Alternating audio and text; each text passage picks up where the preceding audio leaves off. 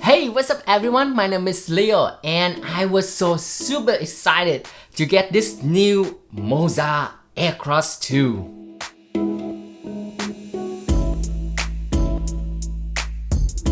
I just filmed the unboxing video last week. After setting it up for the first time, my excitement quickly went away. I want to post the entire unboxing video, making this gimbal look good, look perfect. But I'm afraid it is not.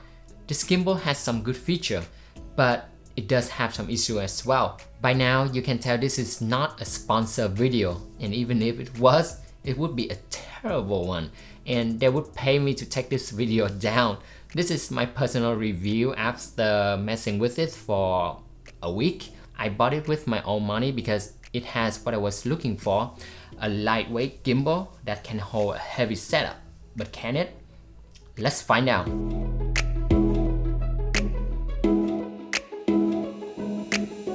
A few things to keep in mind throughout the entire video. Although I will constantly refer to my current favorite gimbal, the Ronin S, this is not a direct comparison. I just want to mention the good thing the Ronin S has to offer while this one doesn't, and vice versa. Also, when I talk about my camera setup, it is the Canon EOS R with lens adapter and the Canon 1635 f2.8 Mark III. This is a big and front heavy setup, which is a challenge for many gimbals. Why did I buy this gimbal even when I already have the Ronin S? One reason, the weight. If you have the Ronin S, you know it's heavy.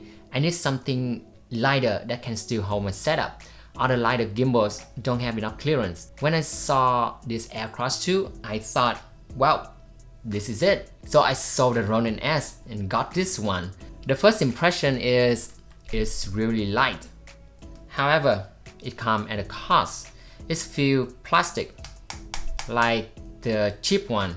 I know, in order to keep the weight down, it has to be some kind of plastic, but at least a high quality one. If you are a wedding filmmaker, something like that, and your gears often smash into each other, I don't think this can withstand very long.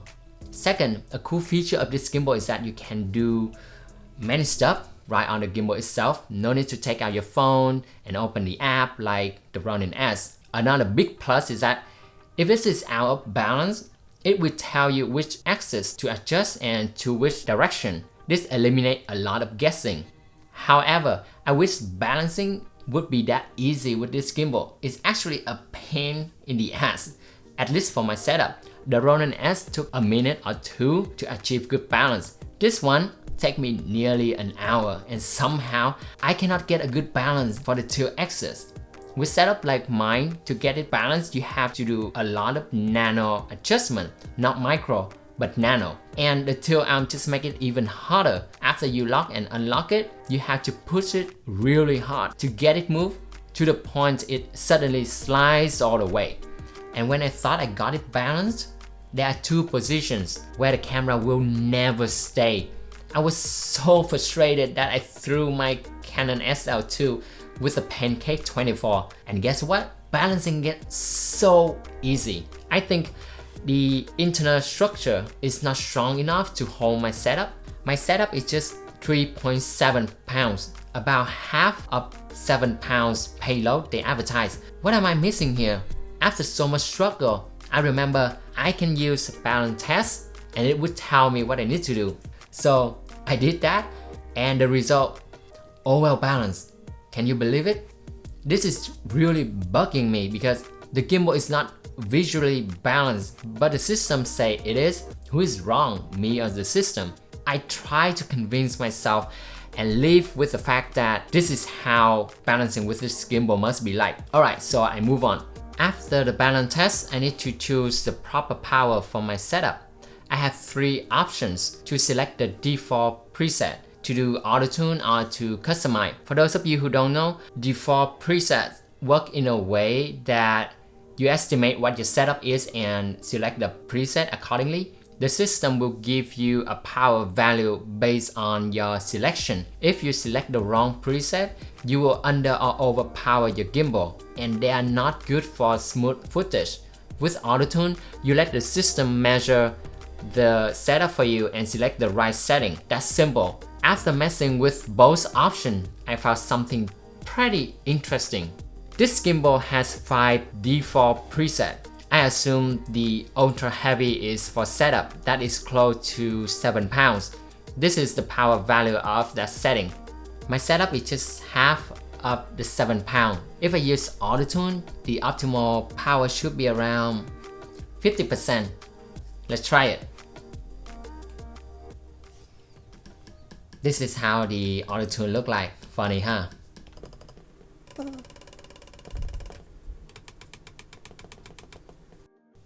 Look at the number. My setup is just half of the advertised payload and the gimbal used all of its power already. I'm thinking even with full power, it's still too weak for my setup.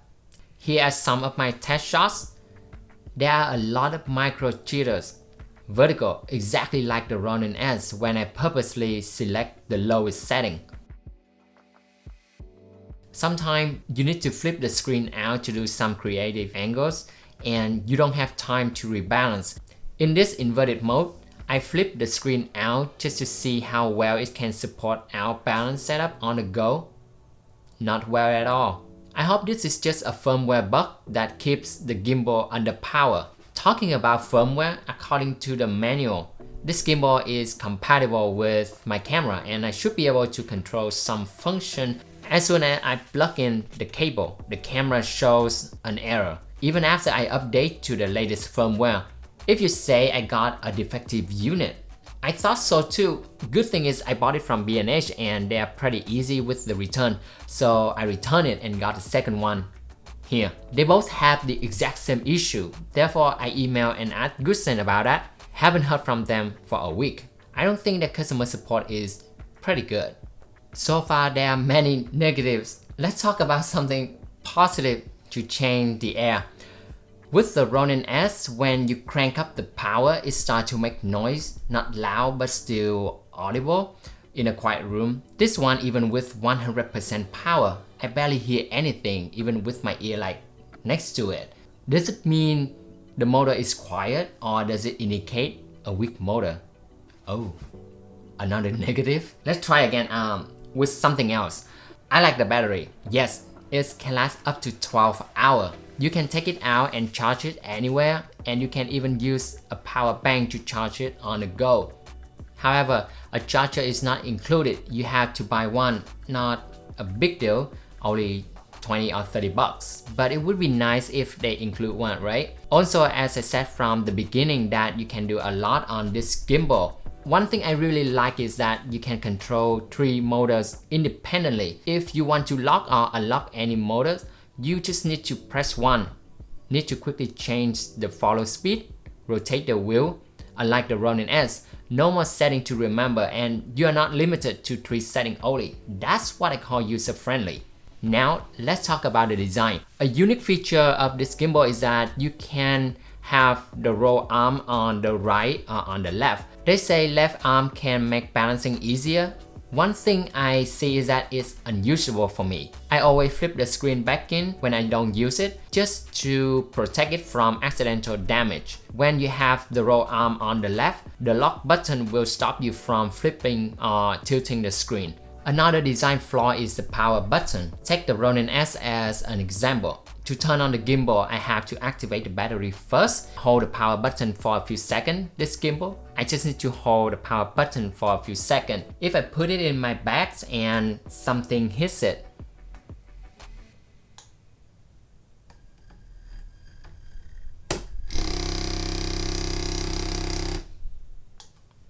it will turn on and damage the motor and you might not even know. Although this is a common flaw with some other gimbal, this gimbal's button is really easy to be pressed by accident, like I just showed you. Another flaw belongs to the included plate. With long and heavy lens, you need lens support. The best position for the lens support is further away from the camera, ideally near the front of the lens. Try it. If the lens support is closer to the camera, it's not really stable. The problem with the included plate is that it's too short. As you can see, this is where the lens support can go. Not an ideal position.